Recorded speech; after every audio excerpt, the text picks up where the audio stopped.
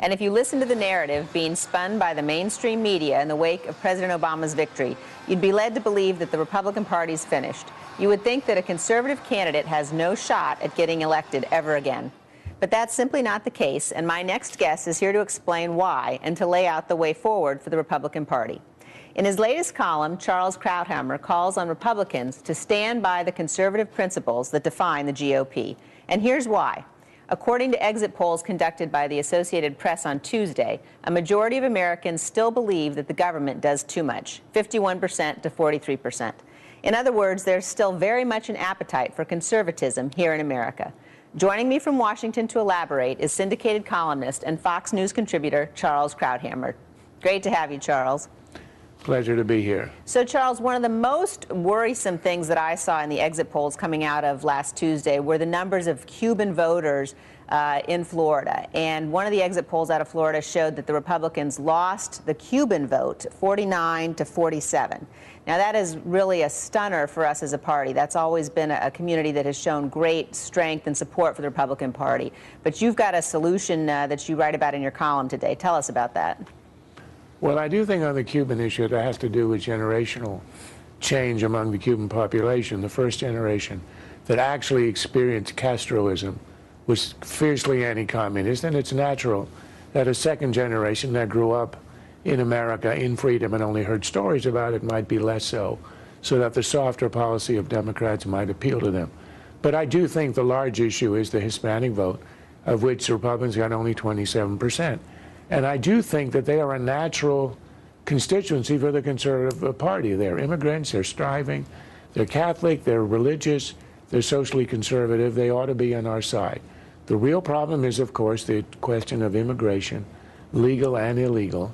And I do think that it's time. I did not have an epiphany overnight and decided that we have to do amnesty as a result of this election. I wrote a column in April of 2006 when the Bush administration was in power and we had control of two houses of Congress, advocating a policy of border control. Build a fence was the title of the piece was build a fence and then amnesty. You actually enforce the border, you end the illegal immigration. And if you show the American people that the 12 million or so illegal immigrants are the last cohort to come into the U.S. because we will control the border, then I think the inherent generosity of Americans, the fellow feeling and the goodwill will prevail. And an overwhelming majority of Americans will say, if you can assure me that this is the last cohort of illegal immigrants and we control the border, well, yes, let's legalize their status. I would give them amnesty, not including citizenship for the generation that came illegally, but legalize their status and don't have to live in the shadows. I think it will be a winning position. I argued it on the merits in 2006, not because of the Hispanic vote.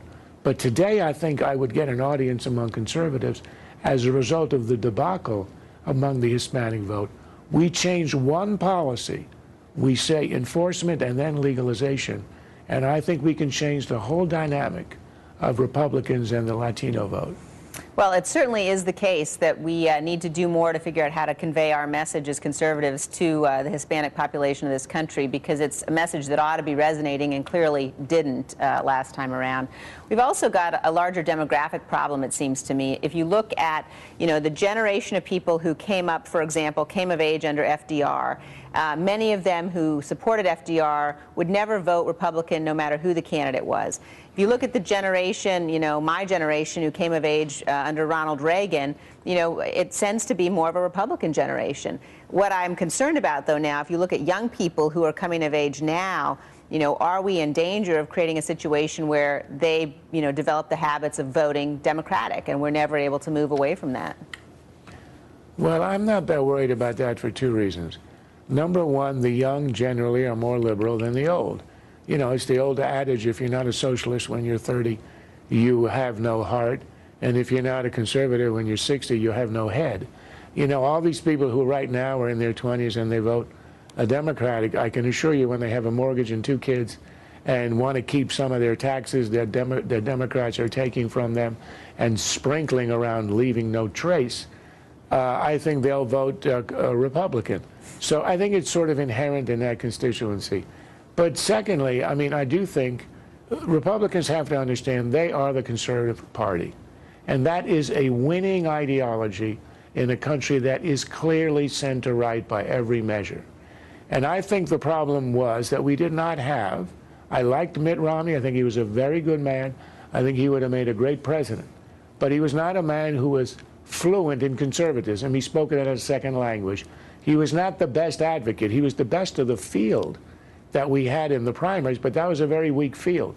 What encourages me, and what I think we have to stick to our principles, is we have a rising generation of articulate, really philosophically fluent conservatives. Paul Ryan, Marco Rubio, Ted Cruz coming into the Senate, and the governor, Scott Walker, all across the board, Mitch Daniels, Jeb Bush, who will be there in 2016. We will have, I predict that the field of candidates in 2016 will be as strong as the field of Republican candidates in 1980, which was astonishingly strong. Reagan, Bush Sr., Bob Dole. It was a whole generation of admirable, and I think the brand will be improved and the message will be much stronger. So the idea is not to become a second liberal party. It's to be conservative, but to do it better. And I think that generation is right at hand. This isn't a time for retreat or for despair. No, you're exactly right. I think there's way too much hand-wringing among some in our party suggesting that this means we need to move to the center or move to the left, which would be wrong.